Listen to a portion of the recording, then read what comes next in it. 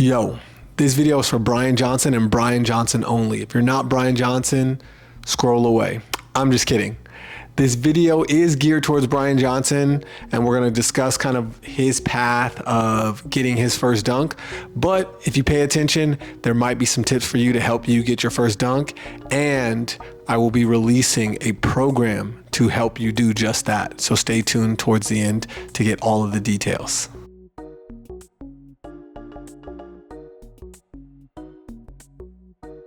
All right, so I was on Twitter the other week and I was actually tagged by Satiric O'Toole. So shout out to Satiric O'Toole for tagging me. They tagged a couple other people, but I saw it and it brought my attention to Bryan Johnson. I saw his documentary on Netflix about kind of just the human biohacking aspect of things and kind of how he handles things. It was a very unique perspective, and hats off to him for that.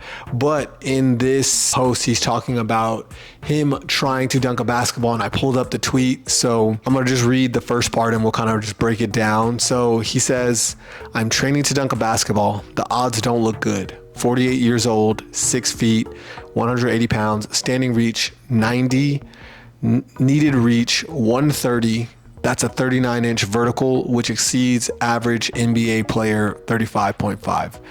Before we get into anything else, I kind of want to break that down. So having been a professional dunker, and while this is going, I'm gonna drop a couple of dunks so you can see my resume as a 37-year-old professional dunker competing in Shaquille O'Neal's dunk league. The second oldest competitor in the competition. The age thing doesn't necessarily matter in terms of the odds. It is factual. In one of my last videos, I talk about that in the mindset of approaching kind of competing at a high level with an older age. 6 feet is a good height. 180 is not too bad. But what we're gonna break down is the standing reach and needed reach, because with the standing reach at 91 inches, that could be true, could not be true. There's a lot of speculation. I would have to see the standing reach to say I am 6'3" and my standing reach is 99 inches. So it's fair to say it could be accurate, but the needed reach of 130 inches. So a basketball rim is 120 inches. So you're saying you need to get 10 inches over the rim to dunk a basketball. And that is excessive. I've been coaching at the dunk camp. I've helped multiple people get their first dunk, and typically if you're getting around 10.5, 10.6, that's more than enough vertical to get to the rim. So you could cut that vertical by 5 or 6 inches. We'll just say 5 to be, let's go 5.5 to make it even, because you said you needed a 35.5 to dunk, and you probably need closer to a 30 based off of your metrics that you've put out. So when you're looking at this is going to be something that could be altered. That number is a little too high, so it gives you a better starting point. It is a very reachable goal to get to that 30. I understand 35 is kind of, more of an elite mark, and as you get higher, the harder it is, but 30 is very attainable for, I think, a lot of people if you're willing to be dedicated and put in the work. Now, going on in this tweet, you say, here are the thresholds that I need to meet, and you're starting to talk about takeoff velocity,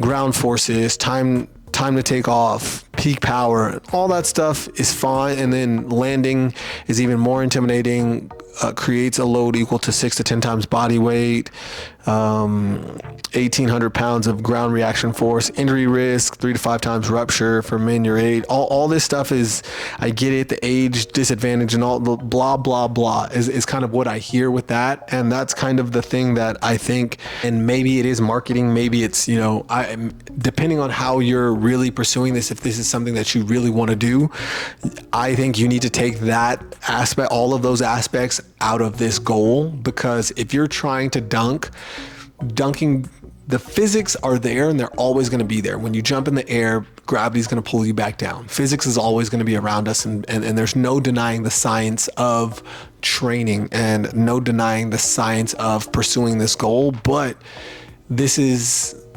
not, in my personal opinion, the best approach to getting that goal, because this is not going to be a science experiment. It's not going to be a cake that you're baking where it's like, provide 2 cups of sugar and 3 cups of vertical and now I am going to dunk. There are going to be some days where, you know, the science tells you this is a day off and you need to push because you're really close. There's going to be a day where, hey, like my body's supposed to be down and for whatever reason you're, you know, excited and ready to go and you need to ride that momentum. So understanding when you're training, there are so many variables that when we are looking at the variables that we're trying to control, there are outside variables that could be negatively or positively affecting what we're trying to do. And if you're focused on, you know, takeoff velocity and ground force, and am I doing the stretch shortening cycle the right way, you're missing the true essence of training. And sometimes when we look at training, a lot of times there are different schools and philosophies of how we approach things. And a lot of people go the science route. And we're seeing that now with this younger generation, a lot of the science-based training.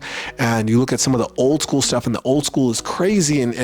But when you think about it, there are so many athletes that have succeeded with that old school style. And I'm going to call old school, we're going to use the term art, right? So you have the science-based approach and the art-based approach. The art-based approach does not necessarily deny the fact that science exists, but they understand that it is more there's more nuance. And I think a lot of times when people are training and you're trying to get through to your dunk journey, you're so focused on the science, you're so focused on, you know, these numbers, and sometimes it's an art, and there is an art to training. One of the best example of this science versus art I love is Rocky IV. In Rocky IV, you have Drago in the lab, you know, training the best equipment in the world, steroids, you know, and you got Rocky out in the in the mountains chopping trees, dragon flag, you know, just, you know, running high knees in the sand or the snow. And understand that if you are really trying to pursue this, you know, sometimes you got to crack an egg to make an omelet. And I said that in my past videos. You can't focus so much on the science. So if dunking is something that you are truly trying to do, you got to work. And I think based off of your height, your weight, your standing reach, all that stuff is fine. I think if you really want to pursue this goal, I would look at the video and you're kind of doing some banded double leg jumps. And I think that's the PFJ bands, which is pretty cool. I think you need to get in the weight room. Obviously there's so much benefit into the weight room. Squats, learning how to do cleans, those types of lifts are going to be able to transfer over. I think the jumping is pretty important in practicing jumping. I would get a low rim.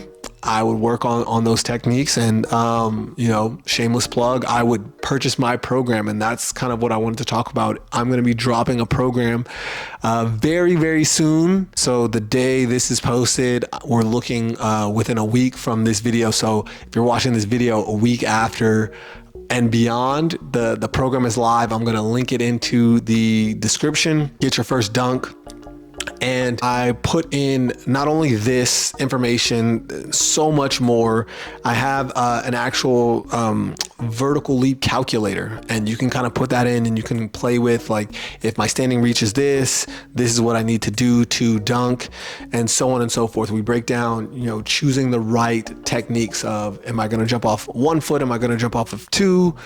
My approach, and little technical things that we can do to clear that up. But the big thing that I wanted to talk about in this video was the vertical. Obviously, I don't think you need a 35-inch vert to dunk for the first time if you're a 6-footer. and just over focusing on the science of jumping, because it's going to be there regardless.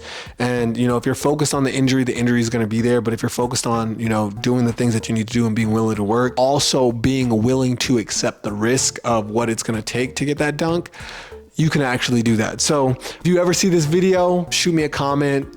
And, you know, I'd love to help you personally and work with you. And you want to dunk, shoot me a comment. I'd love to work with you as well. I am planning on, one, dropping a vertical leap program once this channel hits 50,000 subscribers. So make sure you guys subscribe, because once we get there, it's locked and loaded. It's ready to go. Just waiting for that number. And I plan on working with some of you guys one-on-one. I'm still ironing out the kinks of how I want that to go, but I am a pretty busy man. I have a full-time job. I am a father, but I want to be able to give a couple of you guys some time, some quality time. I don't want it to be something that, you know, isn't beneficial for you guys. So I want it to be worth your time for the people that do and are serious about dunking.